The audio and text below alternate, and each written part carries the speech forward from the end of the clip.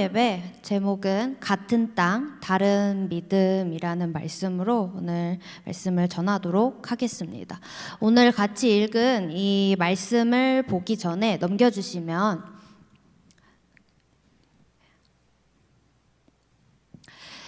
제가 올해 초에 1층이랑 저 2층 들어오는 입구에 붙여놓으신 걸 1년 동안 또 보신 분들이 계신지 혹은 1년 동안 그냥 지나쳐만 오셨는지 한번 여쭤보고 싶은데요.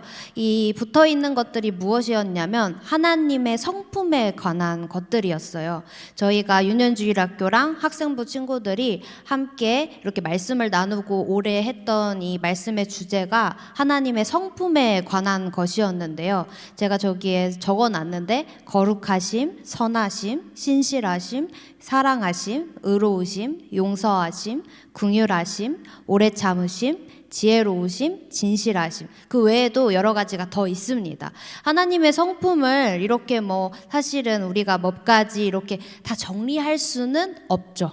근데 이제 우리가 하나님의 성품을 하나씩 알아갈 때 우리가 하나님과 더 가까워질 수 있고 우리가 앞으로 그리스도인으로서 어떻게 살아가야 하는지를 우리가 알아볼 수 있는 시간이 될 수가 있습니다. 그래서 혹시나 안 보셨다면 이제 남은 2025년 동안 한번 저기에 써져 있는 것들을 읽어보시고 이런 거구나, 우리가 이렇게 살아가야 하는구나 라는 걸 한번 또 보시면 좋을 것 같습니다.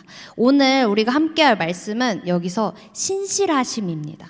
하나님은 신실하신 하나님이신데요. 오늘 우리가 본 본문 말씀은 출애굽을 한 이후의 말씀입니다. 이제 하나님께서 애굽 땅, 이집트 땅에서 이제 정말 고생을 하고 있던 이스라엘 백성들을 데리고 출애굽 나오시죠.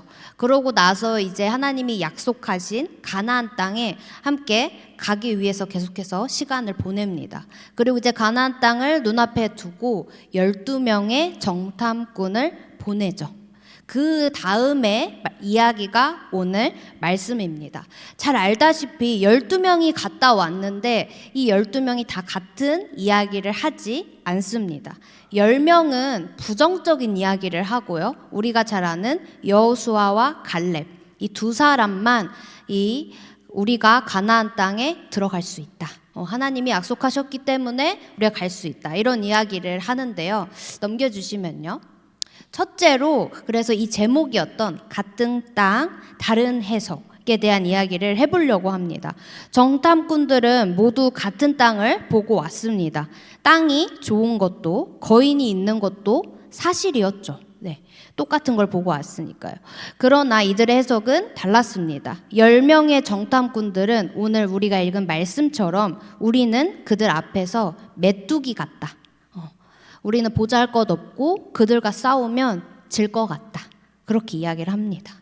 그래서 넘겨주시면, 그래서 이들은 어떻게 이야기를 하는 것이냐면 현실을 기준으로 하나님의 말씀을 재단한 겁니다. 하나님이 너희가 가면 내가 이기게 해주겠다 라고 이미 약속을 하셨는데도 불구하고 눈앞에 있는 것들을 보고 와서 하나님의 말씀은 새까맣게 잊어버린 채 이런 식으로 이야기를 하죠. 그래서 우리도 알다시피 그 이야기를 들은 다른 이스라엘 백성들이 다 엄청나게 요동을 쳐요. 그러면서 모세에게 이제 나와서 우리를 죽이려고 데리고 나왔냐, 이럴 바에는 다시 애굽으로, 이집트로 가는 것이 낫겠다라고 하면서 원망의 소리를 내뱉기 시작합니다. 반대로 갈렙과 여호수아는 똑같이 말하지만 무엇이라고 이야기를 하냐면요. 그 땅은 심히 아름다운 땅이다. 여호와께서 우리를 기뻐하시면 그 땅을 우리에게 주실 것이다. 이렇게 말을 합니다. 그래서 넘겨주시면 이 두 사람은 똑같은 땅을 보고 왔지만 어떻게 이야기했냐면요. 하나님을 기준으로 이 보고 온 현실을 해석한 거예요. 10사람은 하나님을 재단했지만 이 두 사람은 하나님을 기준으로 하나님의 말씀에 따라서 이것을 보고 온 그대로 해석한 겁니다. 네. 그래서 넘겨주시면요. 그래서 믿음은 무엇을 보느냐의 문제가 아니라 어떻게 해석하느냐 문제이다라고 이야기를 할 수 있겠습니다. 그래서 넘겨주시면요. 둘째로는 하나님은 이미 약속하셨다는 거예요. 하나님께서는 이스라엘 백성에게 가나안 땅을 이미 주셨다고 분명히 말씀하셨습니다. 여기서 정탐을 왜 보냈냐? 우리가 그 생각을 항상 하죠. 왜 굳이 보내서 이 사단을 나게 했을까? 근데 이 정탐은 땅을 얻기 위한 조건이 아니었어요. 조건이 아니고 이 약속을 확인하는 과정이었다는 거예요. 하나님이 약속해 주신 땅이 어떤 땅인지 보고 확인하고 오는 거예요. 아, 여기가 하나님이 우리에게 주신 그 약속의 땅이구나. 엄청 좋은 땅이잖아.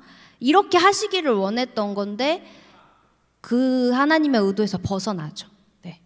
그래서 넘겨주시면, 그래서 이 우리의 신앙의 출발점은 상황이 아니라 항상 하나님의 말씀에 있어야 됩니다. 근데 우리는 항상 이 상황에 있죠. 현실에 있고 눈에 보이는 것에 따라 있지만 항상 우리가 명심해야 될 것은 하나님의 말씀으로부터 시작해서 말씀으로 끝이 나야 된다는 것이에요. 그래서 넘겨주시면요. 셋째로는 불평은 이런 이스라엘 백성들이 했던 이러한 불평은 믿음의 부재에서 나온다는 사실입니다. 우리가 이 이스라엘 백성들의 모습을 보면 어떻게 저럴 수가 있을까 싶을 때가 많이 있어요.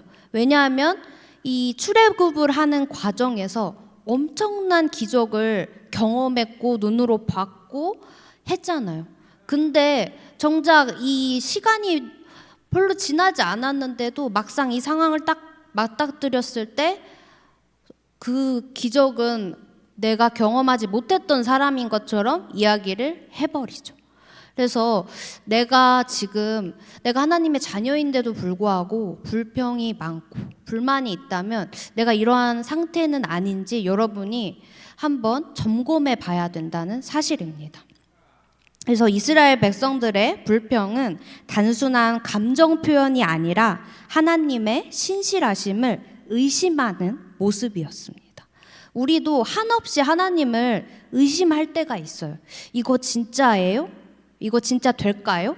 이렇게 계속 물어보죠. 이거 맞나요?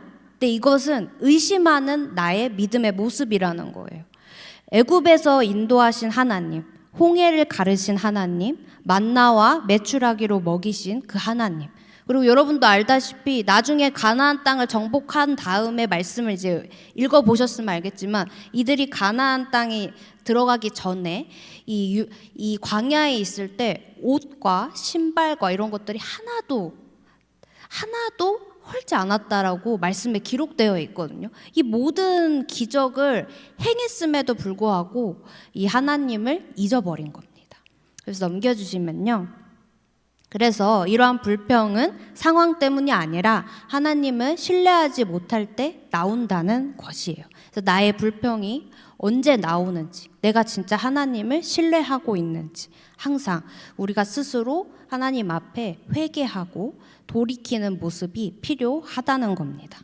그래서 넘겨주시면, 그래서 정말 중요한 것은 무엇이냐면 이 믿음은 눈으로 보고 가는 것이 아니라 하나님이 함께 하신다는 사실, 이 약속을 붙들고 가는 것입니다. 가기만 하면 승리한다.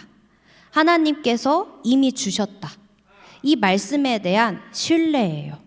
그래서 그들은 말하죠. 올라가서 취하자.